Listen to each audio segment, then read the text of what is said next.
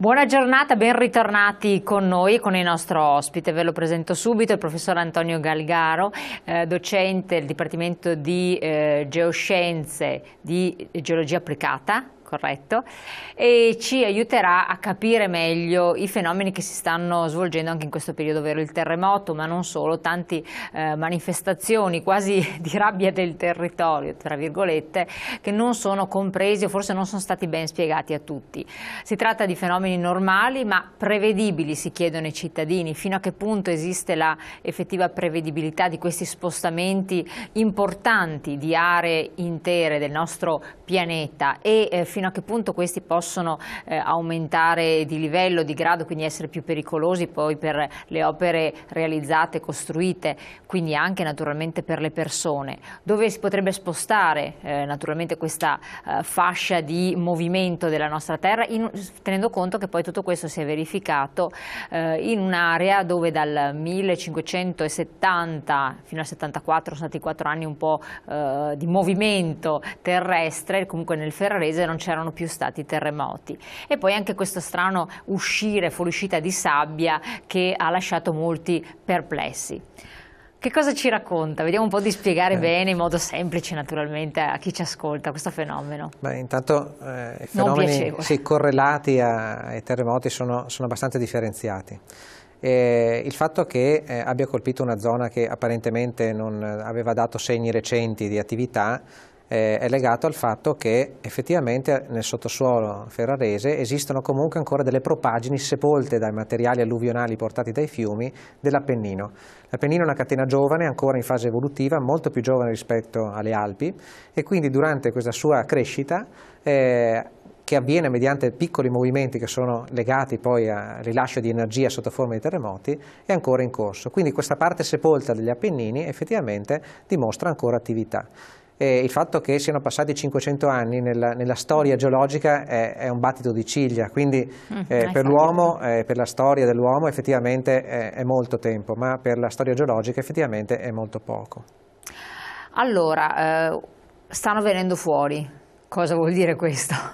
Da un lato spaventa perché stanno emergendo, quindi ci sarà una specie di innalzamento di una parte. Sì, in realtà più che un innalzamento è uno spostamento. Tutta la regione, diciamo, appenninica sta ruotando in senso antiorario con velocità attorno ai 2 cm all'anno. Tanto? In realtà non è quasi mai un moto continuo, è un moto a gradini, no? A scalini. Quindi prima del movimento effettivamente ci sono delle compressioni legate a questa rotazione che accumulano energia elastica, è come un elastico che viene tirato. A un certo punto la roccia non ce la fa più a sostenere questi stress e rilascia l'energia elastica sotto forma di energia meccanica e quindi vibrazioni. Queste vibrazioni, dal punto in cui avviene questo movimento relativo di roccia che si sta spostando perché lungo superfici che noi chiamiamo faglie, sono zone di scollamento, avviene il movimento, rilascia energia sotto forma di vibrazioni che arrivano fino in superficie. Gli effetti in superficie dipendono da quanto profondo è questo sisma, diciamo da questo ipocentro si chiama, e a quanta energia libera. E quindi in base a questo dipende qual è diciamo, il territorio che viene interessato in superficie e qual è l'intensità in superficie. Secondo lei era abbastanza profondo, la profondità che è stata data come dato era rilevante oppure no? In effetti non è così importante, è una profondità abbastanza ridotta per quello che riguarda le entità geologiche, e quindi direi che è quasi superficiale come evento. Rimane un po' così da capire perché ha interessato un'area così ampia, perché in effetti tutto il nord Italia, anche la zona alpina, ha risentito poi di questo effetto. Infatti è stato percepito anche nelle zone montuose alpine, questo ha lasciato un po' perplessi. Voi che cosa avete... Quindi insomma diciamo, ha mantenuto la sua energia. Generalmente l'energia si riduce con lo spazio percorso, no? E quindi più siamo lontani dall'ipocentro soprattutto, tanto minore è l'energia.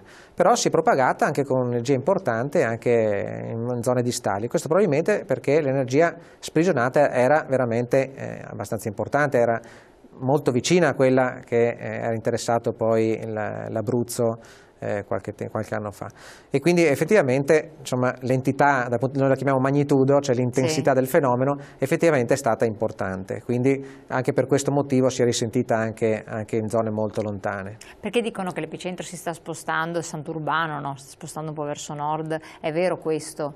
o è solo un percepire in luoghi diversi queste Allora, in questi processi si formano delle reazioni a catena, cioè quando viene rilasciata energia da una parte si accumula da un'altra.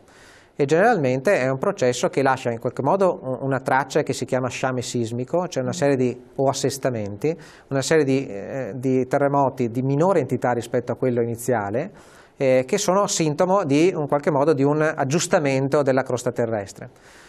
Questo può provocare ulteriori stress nelle zone più lontane, quindi rilascio di energia che può avvenire in tempi molto vicini o anche in tempi molto lontani, dipende da quanto tempo serve alla roccia per accumulare e superare la sua capacità di in qualche modo trattenere questa energia elastica fino a che non ce la fa più e la rilascia sotto forma di energia meccanica, cioè vibrazioni. Immaginiamo qualcosa che scivola su un'altra, c'è un attrito che in qualche modo si interpone tra le due superfici, si cerca di spingere fino a che la forza è superiore alla resistenza che queste rocce oppongono e parte in qualche modo il movimento di una zona rispetto ad un'altra. Questo movimento provoca vibrazioni. Le vibrazioni poi arrivano in superficie con gli effetti che conosciamo. Allora, è prevedibile a questo punto, sapendo che c'è stato questo accumulo di energia, che ci sarà un rilascio ulteriore? Allora, ci sono delle tecniche anche abbastanza moderne per capire qual è la fase evolutiva di un evento sismico che sta per accadere. Gli indicatori sono un aumento dell'energia elettrostatica, cioè dell'energia elettromagnetica, perché immaginiamo anche un minerale di quarzo, quando viene compresso e rilasciato, si usa anche per gli accendini, rilascia energia. Sì. E quindi anche questa forma di energia elettromagnetica che si sviluppa nell'intorno può essere rilevata. Oltre a questo si possono misurare anche dei gas che nel momento in cui queste rocce cominciano a fratturarsi prima del rilascio parossistico, cioè del rilascio di grande energia sotto forma di terremoto, liberano dei gas che possono arrivare molto spesso anche in superficie tramite le acque sotterranee o anche attraverso fratture. Il rilievo di questo gas è un indicatore di che qualcosa sta accadendo. Per cui si può in qualche modo sapere che qualcosa accadrà, ma esattamente quando, cioè con una fascia temporale diciamo mensile o settimanale o giornaliera, effettivamente attualmente non è possibile. Quindi evacuare per un tempo indefinito non è un'operazione attualmente fattibile. Quindi a questo punto voi stessi confermate che non c'è questa prevedibilità. Il discorso del radon, che ogni tanto torna, no? Perché comunque ha lasciato, chi ha fatto queste ricerche ha lasciato delle tracce ben precise, dei segnali importanti. Alcuni hanno detto se fossero stati ascoltati forse sarebbe evitato. Cosa ne pensate? Allora, effettivamente il radon è uno dei gas che proviene dall'interno della Terra, che viene rilasciato in occasione durante i terremoti e anche nelle epoche precedenti. E appunto risale, no, in superficie, è un gas pesante che comunque risale in superficie legato alle pressioni che si generano nel sottosuolo. E quindi è un indicatore importante, però il problema è sempre legato a leggere in modo temporale, cioè correlare questo evento con il momento in cui può accadere il terremoto. E la problematica è proprio questa. Si potrà dire che si sta modificando qualcosa che potrà dare origine a un terremoto, anche magari in tempi brevi, ma esattamente quando non è possibile, perché gli indicatori non sono così statisticamente rappresentativi, nel senso non ci sono tanti eventi per dire correlazione causa-effetto è strettamente legata in un arco temporale, cioè in un giorno, una settimana di tempo di preavviso, e quindi il problema è legato proprio al numero di accadimenti in cui si ha un effetto che è l'emissione di radon e una causa che è il terremoto. Essendocene poche, non si può dire che ogni volta che c'è un aumento della concentrazione di gas radon c'è un terremoto nell'arco di qualche giorno. Però dopo c'è il discorso dal livello teorico di studio, quello pratico, a volte dicendo che comunque in quell'area potrebbe verificarsi anche nell'arco del tempo, stiamo parlando sulla California, un fenomeno di questo tipo, magari le persone possono essere allertate, ci può essere un qualche cosa, un sistema che funziona meglio di soccorso, di intervento o anche di fuga dalle abitazioni, no? Quelle per l'altro che hanno una certa età, o no? Beh, in California è una storia un po' diversa perché effettivamente il numero di terremoti è molto elevato e quindi si può realizzare una correlazione tra effetti diciamo precursori e l'evento. e quindi si ha una possibilità di previsione più accurata rispetto a quello che può accadere in una zona dove avvengono ogni 500 anni, 1000 anni. E quindi è una zona anche molto attiva, sismicamente una delle più attive al mondo, e quindi effettivamente c'è la possibilità di verificare sempre quali sono tutti questi, diciamo, fenomeni che avvengono in modo così contemporaneo o prima, poco prima dell'evento. Quindi siamo in una situazione sfavorevole dal punto di vista così territoriale, ma favorevole dal punto di vista scientifico, perché il numero di eventi aiuta nella previsione. Si verifica nella previsione comunque ineluttabile che si verifichi qualcosa di catastrofico in California? Secondo quelli che sono i dati ci dovrebbe essere questo stacco, no? Di cui si parla. Sì, effettivamente catastrofico in senso geologico, nel senso geologico, che c'è intensità molto importanti. Questo sì, le possibilità sono elevatissime, tant'è che sia la popolazione che le costruzioni che tutte le infrastrutture sono costruite in modo da poter supportare elevate diciamo, sollecitazioni legate proprio a questo rilascio energetico. Nelle nostre zone invece, siccome è un fenomeno, appunto l'ha detto l'Appennino, è un fenomeno recente, nuovo, cioè relativamente recente, stiamo parlando di ere geologiche, di conseguenza potrebbe essere un fenomeno continuo, quindi non sporadico in questo momento, ma manifestarsi ancora più avanti. Sicuramente. Ecco, questo sicuramente, questo è un dato importante anche in proiezione per chi deve ricostruire, per il discorso dei capannoni che sono crollati, appunto si faranno degli studi a riguardo, chi deve ristrutturare l'immobile o quant'altro. Che tipo di intensità potrebbe avere? Perché è stata sempre definita una zona non sismica, quindi forse in termini improprio. Allora, intanto non era una zona non sismica, era una zona con una sismicità. Cioè, le non sismiche praticamente non esistono, perché anche se siamo in una zona come il Padovano che non è sismogenetica, cioè non ha proprio al di sotto, nell'immediato sottosuolo, una sorgente, però può risentire dei terremoti vicini anche molto intensi, e quindi in qualche modo essere soggetta a certo. Tutti gli eventi che possono conseguenti. Quindi effettivamente noi siamo circondati, anche qui abbiamo l'Asolano, il Gardesano, tutta la zona fascia prealpina, il Friuli, l'Appennino settentrionale, quindi siamo circondati da zone sismicamente attive, però noi sismicamente non siamo molto attivi, però risentiamo di tutto, e quindi se avviene un fenomeno molto importante nelle vicinanze, nell'intorno diciamo, possiamo risentirne anche noi, e gli edifici diciamo, meno idonei potrebbero avere anche delle lesioni. Per quanto riguarda gli aspetti legati all'edilizia diciamo, sismica, effettivamente è una prassi che dovrebbe essere fatta ovunque. Cioè, quindi nel nuovo costruito effettivamente quel minimo costo in più per poter adeguare le strutture a delle sollecitazioni che potrebbero avvenire consentono di avere una garanzia migliore di quelle che sono attualmente in uso su tutto il costruito. Quindi lo consiglierei, non dico ovunque, ma quasi, insomma, ecco. Per quello che riguarda le ricostruzioni, anche lì ovviamente ci sono delle tecniche per migliorare le resistenze a queste sollecitazioni, e quindi sicuramente dovranno essere effettuate seguendo una norma che comunque esiste. Si è parlato appunto di sabbia, si è vista anche sabbia che usciva dal terreno, perché? Questo è un fenomeno veramente molto interessante anche dal punto di vista scientifico, si chiama liquefazione del terreno, è un effetto sabbie mobili. Immaginiamo ma proprio sabbia, questa è la cosa stranissima. Sì, proprio avviene solo su un certo tipo di sabbie sature d'acqua. Sì. Quindi cosa succede? Immaginiamo, faccio il paragone con le sabbie mobili perché riesce a essere più chiaro. Immaginiamo di essere sopra a una struttura in qualche modo interessata da sabbie mobili. Quando si precipita perché la persona si muove. Allora, muovendosi, crea uno scuotimento delle sabbie e fa sì che l'acqua che sta in mezzo tra i grani di sabbia vada in pressione e isoli i singoli grani, che non appoggiano più grano su grano, cioè la parte solida su parte solida, ma c'è l'acqua che in qualche modo lo avvolge, e quindi non è più in grado di sostenere alcun peso. Questo è il motivo per cui la persona precipita, perché si muove. Se la persona stesse ferma? Se la persona stesse ferma, ovviamente un materiale molle scenderebbe un po', ma non andrebbe a precipitare. Quello che avviene in materiali di questo tipo, cioè un certo tipo di sabbie sature d'acqua scosse, è proprio la stessa cosa. Lo scuotimento genera la compressione dell'acqua che occupa tutti gli spazi vuoti all'interno dei grani di sabbia, che in qualche modo si circonda i grani e impedisce che si attacchino uno sull'altro, che si appoggino sull'altro, e quindi non riescono a sostenere pesi. Nel caso in questione hanno avuto fortuna che non sono crollati I palazzi ma crollano interi, cioè nel senso non si rompono, praticamente sprofondano. Ci sarebbe lo sprofondamento. E quindi il rischio è questo in questi casi.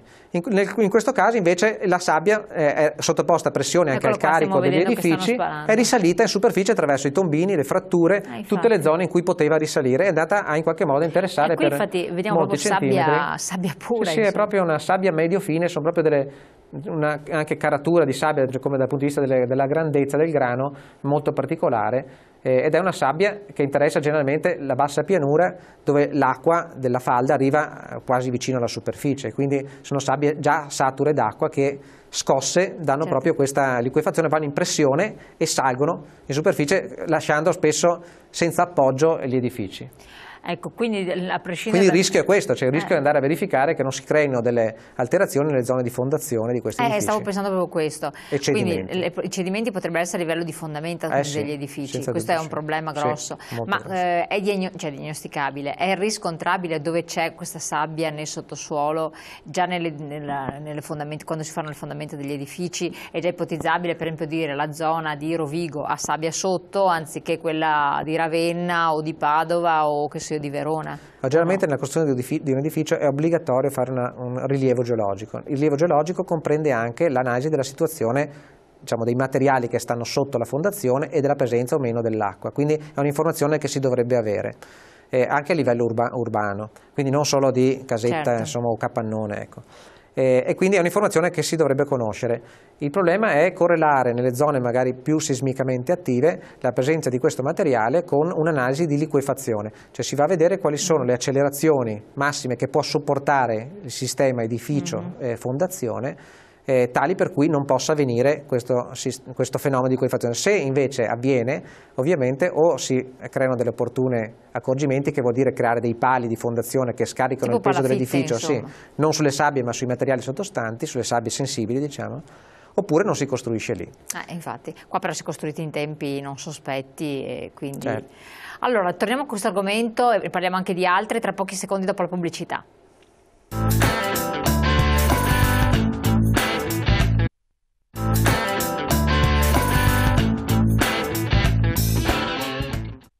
Eccoci qua, siamo sempre col professor Galgaro. Noi tanto chiacchieravamo un po' fuori onda, mi raccontava di immagini scioccanti che lei ha visto relativamente a episodi avvenuti. Sì. Non qua in Italia, per fortuna, speriamo che non si verifichino, ma in altre realtà. Diciamo in Giappone, che storicamente è una delle zone sismicamente più attive del mondo, effettivamente spesso si possono trovare anche in internet delle immagini di condomini interi di molti piani che sprofondano in buona parte o si coricano su un lato mantenendo integra la struttura, quindi non è la vibrazione che provoca. Quindi diciamo, il condominio è costruito bene. Sì, cioè la struttura è rimasta totalmente integra, perché spesso questi, diciamo, soprattutto in quelle zone, vengono utilizzati gli accorgimenti molto importanti dal punto di vista edilizio per sostenere anche vibrazioni molto forti. Però effettivamente non viene valutata spesso con la stessa attenzione anche quello che è la capacità del sottosuolo di mantenere la sua capacità di sostenere il carico dell'edificio in condizioni di scuotimento, quando ci sono sabbie di quel tipo, il materiale è completamente saturo. Quindi viene risucchiato praticamente. In qualche modo si cede tutta la struttura, spesso integra, e a volte si corica su un lato, dipende poi come evolve il processo di sprofondamento. Però sono veramente immagini molto sono scioccanti, infatti. Possono verificarsi anche nel nostro territorio, in queste zone qui, o di questi terremoti di questa portata, o risucchiamenti di questa portata, visto comunque la tipologia del sottosuolo, oppure no? Secondo le previsioni che vengono fatte. Diciamo il Padovano, diciamo in generale, a parte l'Alta Padovana, non è una zona particolarmente, diciamo, sismogenetica. No, ma parlando un po' a livello di regione e anche di... A livello regionale abbiamo molte sabbie, anche di quel tipo, e anche quasi sempre sature, soprattutto nella media-bassa pianura. Però diciamo, generalmente i terremoti che possono interessare, diciamo, le vicinanze non hanno per adesso mai avuto intensità tali come quelle che possono venire in Giappone da poter provocare questo tipo di fenomeno. Però insomma, non mi sentirei di escluderlo totalmente, soprattutto in zone particolarmente attive, insomma, tipo il Friuli, o le zone che abbiamo detto della pedemontana. Quindi Friuli resta sempre una zona a rischio, la zona del Friuli della Carnia, che è già stata coinvolta nel 76. Certamente sì, è coinvolta anche lei in questo movimento di rotazione. Immaginiamo che tutta l'Italia... Esatto, facciamo un esempio di quello che c'è. Cerchiamo di immaginare anche un po' come si muove, no? Cioè, facendo un filmino in velocità. Immaginiamo che l'Italia era attaccata alla Spagna e alla Francia, c'era la Sardegna e la Corsica in mezzo, tutto era in qualche modo inglobato in un unico continente. Poi è cominciato a ruotare, a staccarsi, si staccano la Corsica e la Sardegna e la Sicilia e continua la rotazione in senso antiorario di tutto il corpo della penisola, cosa che sta tuttora avvenendo. Che si sta portando quindi verso l'Istria. Quindi immaginiamo che sta comprimendo tutto quello che trova durante il suo cammino, sì. Perché non trova, diciamo, argilla soltanto o acqua, no, sono anche materiali solidi che hanno un comportamento fragile anche alle pressioni, cioè alla pressione tendono a rompersi. E quindi questa rotazione provoca delle compressioni e ovviamente le compressioni creano accumulo di energia elastica che poi viene rilasciata quando la roccia non ce la fa più, e quindi quando l'elastico lo lascio viene rilasciato e in qualche modo emette energia sotto forma di vibrazioni, cioè energia meccanica che poi si risente in superficie. Nel centro-sud Italia invece che cosa si è verificato? All'Aquila che cosa è successo?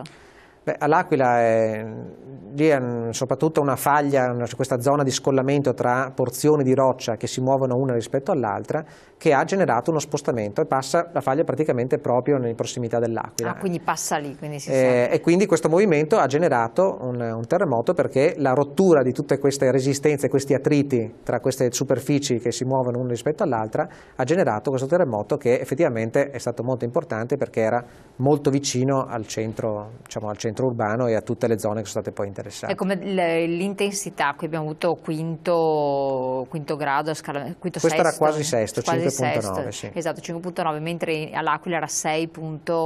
Era circa 6,5, 6,7, quindi è tanta la differenza. Sembra pochissimo, in realtà non è una scala, si chiama lineare, è una scala logaritmica, il che vuol dire che è stata molto più intensa rispetto a quella che abbiamo così sentito in questi giorni. Il problema è che lì ci troviamo comunque in una situazione dove abbiamo esclusivamente roccia, infatti volevo dire, la roccia, quindi la propagazione dell'onda sismica, cioè di questa vibrazione, è molto veloce e con poca attenuazione nelle rocce, perché essendo molto rigida l'assorbimento è molto ridotto, cosa che invece avviene in una zona di pianura dove ho questi strati di sabbie, argille, ghiaie che comunque attenuano in parte questa onda sismica durante la sua propagazione, quindi lo smorza poi gli effetti in superficie, in parte. E scala Mercalli e scala Richter, un tempo si parlava molto c'era proprio la comparazione Mercalli, poi scala Richter, adesso invece questo è qualcosa di più scientifico, però facciamo anche adesso la Mercalli era in qualche modo una scala, è tuttora insomma una scala che esprime il valore in funzione degli effetti. Primo grado piccole vibrazioni, terzo grado cominciano a muoversi degli oggetti sugli armadi, quindi immaginiamo qual è la soggettività di una scala di questo tipo, perché uno può non avere oggetti sugli armadi, non avere lampadari in movimento, tutta una serie di indicatori che non sono sempre presenti e hanno caratteristiche totalmente differenti. Quindi legata proprio a degli effetti ben precisi. Sì. E quindi effettivamente era una scala che è così scenografica ma poco scientifica, e non esprimeva anche il confronto tra sismi diversi, perché poteva essere effetti completamente diversi in funzione di dove venivano, e quindi non so, case molto vecchie, quindi molto poco resistenti alle sollecitazioni, o case nuove, e quindi effettivamente non avevamo la possibilità di vedere anche di così confrontare gli effetti. La scala invece Richter è una scala che si basa sull'intensità in un equivalente di esplosivo che genera energia, no?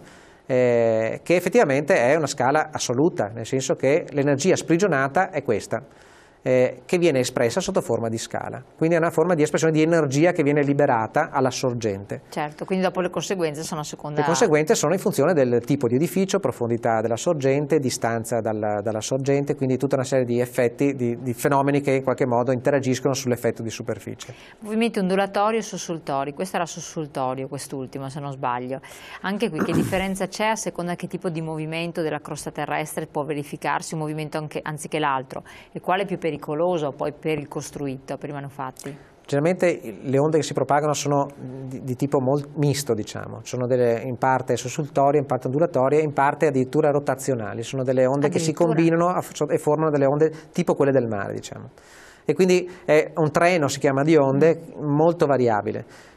prevale uno o l'altro in funzione proprio del tipo di sorgente. C'è una sorgente che genera un certo tipo di onde, si chiamano onde di taglio ad esempio, che sono movimenti laterali, avrò una certa prevalenza di un certo tipo di onde rispetto ad un'altra. Se il movimento è di un altro tipo, il movimento che avviene nel sottosuolo, cambia la prevalenza, ma in effetti comunque generalmente è un misto di onde che arriva in superficie e che poi generano non soltanto scuotimento ma anche sollevamenti, certo. E quindi la combinazione dei due poi che dà gli effetti generalmente distruttivi. È la combinazione. E in questo caso qui la tipologia del terreno può aver cambiato il tipo di onde? Allora, la tipologia del terreno e del sottosuolo, nel senso il tipo di materiale, ma anche la presenza ad esempio di una roccia molto vicina alla superficie o molto profonda, cambia gli effetti, cioè può moltiplicarli, cioè creare un effetto di aumento di intensità o ridurli e quindi attenuarli. Quindi dipende molto dalla caratteristica del sottosuolo, quella che è poi l'effetto in superficie, indipendentemente da quella che è l'intensità della sorgente dell'impulso che viene trasmesso. Quindi è molto importante la morfologia, il motivo per cui ad esempio l'Alta Padovana da Cittadella in su ha un valore di rischio sismico più elevato rispetto, di categoria sismica più elevata rispetto a Padova, è perché abbiamo una roccia molto più vicina alla superficie che in qualche modo è in grado di moltiplicare gli effetti di un sisma rispetto a una situazione del Padovano, Padova diciamo urbana, dove la roccia è più profonda. Ecco, quindi anche la morfologia di questa superficie rocciosa che fa da letto a questi materiali portati dai fiumi alluvionali è molto importante nella valutazione della categoria sismica a cui appartiene un territorio. Ecco, le zone per esempio dei colli iberici, dei colli euganei, che sono di origine appunto vulcanica, poi ha citato giustamente lei, fermiamoci nella regione del Veneto, poi magari possiamo un po' spostarci, il Montello, queste sono le zone attorno ai centri abitati principali, possono dare origine a dei fenomeni di recrudescenza, partiamo dagli euganei per esempio. Potrebbe esserci un qualche cosa che si va a ricostituire, visto che abbiamo visto che molti vulcani considerati inattivi in realtà hanno dato dei segni di strana vitalità imprevista, o perlomeno a noi hanno detto imprevista, dopo non so se dal punto di vista vostro invece era prevedibile. Cioè, in realtà gli euganei, più che veri e propri vulcani, sono dei vulcani abortiti, si chiamano, nel senso che non sono mai riusciti a diventare vulcani, erano delle risalite di roccia fusa che non sono riusciti ad arrivare quasi mai in superficie e hanno creato una specie di funghi che hanno rialzato tutti quei materiali sedimentari, di rocce sedimentari che sono deposti in ambiente marino, sollevandoli proprio dall'ambiente marino, mare che poi si è ritirato, lasciando questa morfologia, diciamo, con pinnacoli, il cui cuore è costituito dal materiale vulcanico e tutto il resto, cioè la copertura dei lati, dalla roccia sedimentaria che è stata rotta da questa risalita. Quindi effettivamente è un fenomeno che viene considerato assolutamente suturato, cioè chiuso nella sua fase, diciamo, vulcanica. Quello che invece interessa sia gli euganei che i iberici sono delle faglie che potrebbero dimostrare riattivazioni. È una faglia molto importante che si chiama Schio-Vicenza, generalmente le faglie prendono il nome dal punto di partenza al punto di passaggio, di arrivo, che interessa tutto il margine orientale dei Lessini, dei Iberici e degli Euganei, tant'è che gli eventi vulcanici e anche i materiali, diciamo, che sono arrivati fino in superficie di tipo vulcanico non interessano mai il settore orientale verso, diciamo, Padova, Treviso, ma tutto è compreso all'interno di questa fascia delimitata a est da questa faglia che ha cambiato completamente il comportamento del sottosuolo a sinistra, a destra, diciamo a ovest e a est. E quindi effettivamente sono queste faglie che potrebbero riattivarsi, che possono essere delle zone, diciamo, di origine sismica in sostanza. Ecco, riattivarsi in modo completamente distinto dal tipo di movimento di cui abbiamo parlato prima, in via autonoma per altri fenomeni, oppure potrebbero essere scatenate da? Generalmente sono legate a fenomeni più in grande, cioè non sono quasi mai direttamente connesse al piccolo terremoto o al terremoto locale, sono legate a movimenti di grandi, diciamo, superfici, di grande porzione di crosta terrestre, come può essere tutto l'arco appenninico, che possono generare compressioni e spesso dare degli effetti anche in zone vicine ma scorrelate tra di loro. Quindi generalmente anche questa faglia non ha delle correlazioni con queste, diciamo, propaggini appenniniche sepolte che hanno interessato questo, diciamo, questo evento nel bassa ferrorese. Prevedibilità, quindi innalzamento della temperatura dell'acqua, non so, qualcosa ci può essere, qualche elemento sintomatico che a voi può far alzare il livello di osservazione? Sì, diciamo, è questo cambiamento delle condizioni, diciamo, elettromagnetiche nell'aria, dicevamo anche precedentemente, che probabilmente è il fattore che gli animali riescono a percepire, cosa che l'uomo non ha ancora così sviluppato o non ha mai sviluppato come sensibilità. Tant'è che spesso ci sono degli studi, ad esempio, anche sulla capacità del cavallo di percepire sismi prima dell'evento parossistico, perché hanno probabilmente questi recettori in grado di recepire quelle che sono le variazioni dello stato elettromagnetico nell'intorno. Il radon è un elemento molto importante sia nell'acqua, quindi nell'acqua di faldo dei pozzi, sia anche nelle fratture che possono liberare questo gas. Quindi gli indicatori generalmente sono di questo tipo, oppure delle microvibrazioni che sono in qualche modo precursori di un rilascio importante di energia. Anche questo è un settore che si sta studiando, cioè vedere quando ci sono delle accelerazioni nel numero di eventi microsismici che sono in qualche modo piccole rotture prima di un evento parossistico, che nel piccolo noi stiamo studiando anche nelle frane in roccia. Infatti stavo arrivando proprio con la domanda là, esatto. Noi stiamo cercando di ascoltare quelli che sono i precursori di una frana in roccia, che in piccolo è praticamente ciò che avviene nei terremoti, solo che avviene in superficie e in una scala diversa, che spesso vengono considerate imprevedibili, ma in realtà danno sempre dei segni, come spesso la natura fa. L'importante è saperli ascoltare, quindi saperli ascoltare e interpretare. Quindi ascoltare, avere degli strumenti in grado di rilevare queste microvibrazioni, che sono piccole rotture prima di una rottura generale, che poi dà luogo, nel caso della frana, al crollo, nel caso di un terremoto invece a un movimento veloce di una massa rispetto ad un'altra e quindi rilascio di energia sismica. Oltre a saperli ascoltare bisogna saperli interpretare, cioè andiamo generalmente a leggere non tanto gli eventi che accadono, ma l'accelerazione con cui questo numero di eventi aumenta. Generalmente aumenta progressivamente avvicinandosi al momento importante, quindi aumenta il numero di frequenza di queste piccole rotture e andiamo a vedere anche le frequenze tipiche, cioè tutte alcune caratteristiche proprio di questo rilascio di microenergie. Si sta verificando qualcosa di analogo in questo periodo oppure non riscontrate nulla? Stiamo così cercando di intanto creare degli strumenti in grado di, siamo in un progetto finanziato dalla Fondazione Cassa di Risparmio Padova Rovigo, proprio per produrre degli strumenti in grado di rilevare queste particolarità, ma anche, ad esempio, che siano protetti dai fulmini, quindi sono strumenti non costituiti da materiale metallico, ma sono in fibra ottica, che consentono di rilevare sia microvibrazioni che microspostamenti, e questa è la parte strumentale. La parte invece di capacità di lettura dei dati è quella che stiamo cercando di sviluppare. Qui ci vuole l'esperienza e la casistica che ci consente di analizzare in tutti gli aspetti quelle che sono le evoluzioni di questi fenomeni naturali. Perfetto, pubblicità di nuovo, poi andiamo a trarre un po' le conclusioni. Grazie.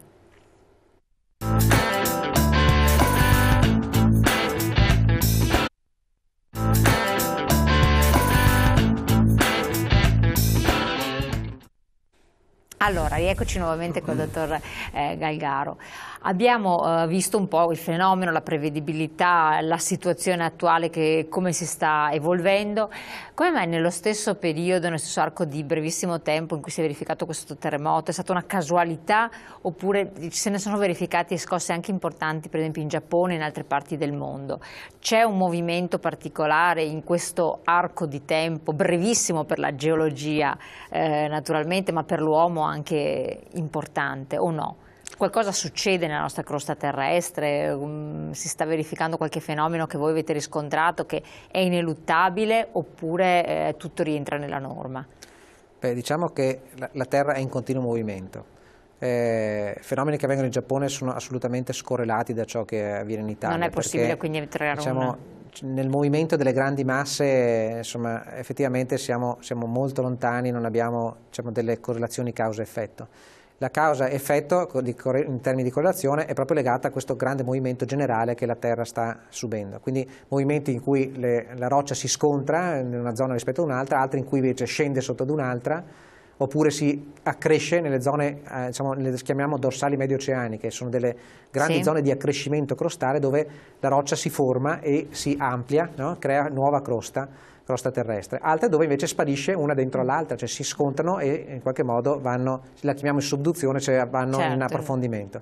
E quindi in una parte sparisce, in parte si accresce, ed è tutto un sistema in grande evoluzione che separa zone che noi chiamiamo croste, no? Cioè le placche, che hanno delle caratteristiche abbastanza comuni che nello scontro o comunque nell'interazione con altre vicine creano questi grandi movimenti, spesso anche importanti terremoti o effetti vulcanici molto importanti, come in tutto ad esempio l'arco nordamericano, l'arco delle montagne rocciose o tutto l'arco andino, tutte zone dove abbiamo scontri di placche che formano terremoti, in quel caso anche molto profondi, ma anche spesso fenomeni vulcanici importanti.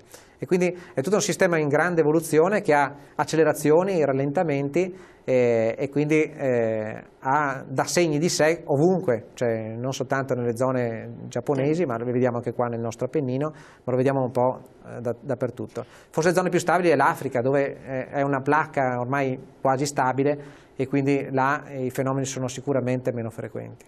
E il discorso dei vulcani invece, ce ne sono anche in Italia, c'è in Italia, no, ce ne sono un paio in Italia che si stanno ravvivando, no? Sì, abbiamo quelli diciamo, emersi, l'Etna, il Vesuvio, la parte delle Eolie, sono tutti fenomeni vulcani definiti attivi, quindi il più pericoloso direi che è sicuramente il Vesuvio, perché ha una caratteristica diversa da quella dell'Etna, ha un carattere esplosivo e non effusivo, cioè tende a esplodere invece che a far uscire magma, e quindi l'esplosività può comportare dei problemi molto più gravi rispetto a una colata che può essere in qualche modo di lava, che può essere guidata o fermata insomma con più facilità.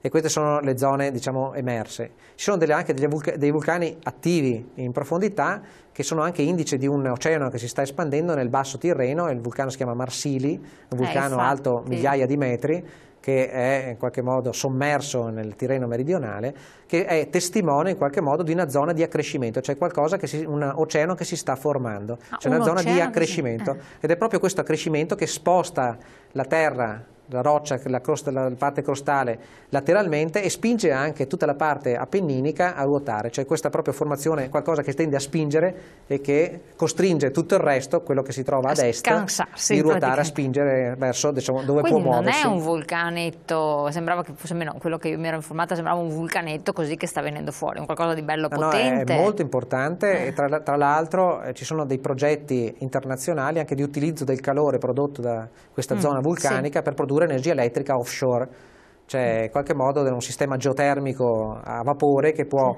funzionare con delle turbine, fare energia elettrica su una piattaforma che generalmente sono state dedicate fino ad ora per scopi petroliferi o gassiferi. Infatti, quello hai toccato il discorso del geotermico, so che tra l'altro anche esperto con questo, con gli studi dell'università.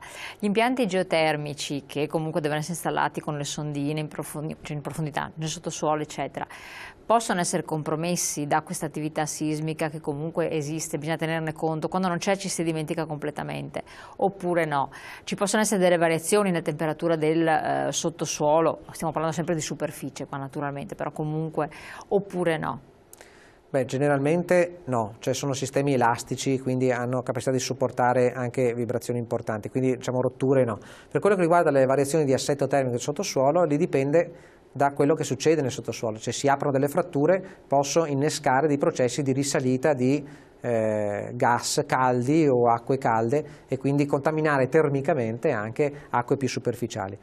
Sono fenomeni che possono accadere, ovviamente da verificare su quello che è successo nel Ferrarese, comunque anche quelli sono indicatori, variazioni di temperatura fuori la stagione diciamo, nell'acqua del sottosuolo può essere un indicatore di qualcosa che sta cambiando. Il discorso delle acque termali invece non viene compromesso da questi terremoti che comunque lambiscono in modo importante l'area, il territorio. Diciamo, le acque termali del bacino euganeo diciamo, assolutamente insomma, non hanno nulla a che fare con questo sistema. Effettivamente sono legate a delle fratture che hanno consentito loro di risalire dopo un percorso molto profondo che ha richiesto moltissimi anni per consentire a queste acque, da quando sono precipitate al suolo, si sono infiltrate e sono ritornate in superficie riscaldandosi in profondità, effettivamente non hanno questo tipo di rischi. Invece la zona del Ferrarese, non so se è noto, ma buona parte di Ferrara viene riscaldata da un sistema geotermico. Esiste a Casaglia un centrale geotermica che sfrutta pozzi a 1 migliaio di metri di profondità per pescare acqua piuttosto calda. Che serve proprio per riscaldare buona parte della città di Ferrara. E quindi anche questa è una zona che in qualche modo è legata a una zona più alta del sottosuolo, in cui la roccia in qualche modo taglia le sequenze diciamo, materiali alluvionali, dei materiali portati dai fiumi, e arriva più prossima alla superficie. E proprio questo duomo forma panettone che ha consentito a queste acque più calde di risalire e formare un circuito che viene utilizzato prelevando acqua diciamo, alta termalità, alta temperatura, per riscaldare Ferrara. E quindi anche questa è una zona in qualche modo che può influire sullo sviluppo anche di queste propagazioni di queste onde sismiche. Ma effettivamente è una delle sorgenti più importanti a livello italiano, sfruttate proprio per il teleriscaldamento. Non ero assolutamente a conoscenza di questa cosa qua, non so quanti dei nostri telespettatori... Si potrebbe fare anche a Portogruaro. Portogruaro è una situazione molto simile, di rialzo di queste rocce che hanno formato queste cupole, diciamo, sì. In cui si formandosi queste cupole si fratturano, quindi possono ospitare acqua che può andare in profondità e creare delle circolazioni di acque calde.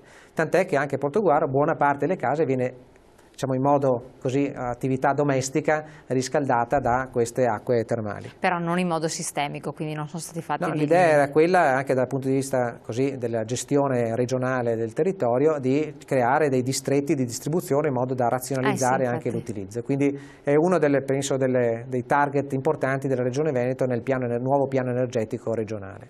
In cui l'Università di Padova è coinvolta come studi, ricerche di fattibilità? Sì, stiamo aiutando la Regione a trovare le migliori soluzioni per quello che, dal punto di vista tecnologico, ma anche sia geologico che poi di utilizzo effettivo dell'acqua, per cercare di migliorare e rendere quanto più efficiente questa risorsa che abbiamo la fortuna di avere. Ecco, da questo punto di vista, visto che ci sono tra l'altro degli studi proprio condotti dall'università, da partire proprio dalla base, dalla situazione geologica, eccetera, poi l'utilizzo e la realizzazione, il sistema, siccome si parla tanto di green economy in vari ambiti, il sistema geotermico può essere un'alternativa sempre nell'ottica del risparmio energetico, delle minori emissioni inquinanti, eccetera, oppure secondo gli studi attuali è un qualcosa di legato al momento, ma forse non sarà, costi-benefici potrebbe non essere così importante?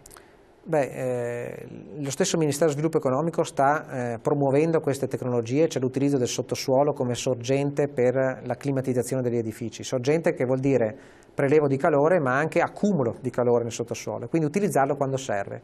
Ed è una tecnologia ad alta efficienza che sta avendo grande sviluppo anche nel territorio nazionale e, dicevo, il Ministero dello Sviluppo Economico sta cercando di incentivare anche in modo diretto questo tipo di attività, che vuol dire certificati bianchi, certificati verdi, detrazioni fiscali, tutto il sistema di agevolazioni che consentono di fare una scelta che consenta di recuperare il costo dell'investimento nel minor tempo possibile. Quindi può essere una cosa interessante. È una cosa interessante, quindi la Terra ci riserva sorprese positive e negative. Infatti volevo arrivare a questo, positive e negative, bisogna stare un po' attenti, più che altro costruendo con un attimo di cognizione di causa e sapendo determinati presupposti che ci sono, si potrebbero evitare anche delle ripercussioni anche gravi sul territorio. Quantomeno ridurle. Ridurle, esatto. Sì. Siamo arrivati al termine, grazie al nostro professore di averci supportato, grazie a voi di averci seguito, noi ci ritroviamo naturalmente domani alle 12:40, grazie ancora.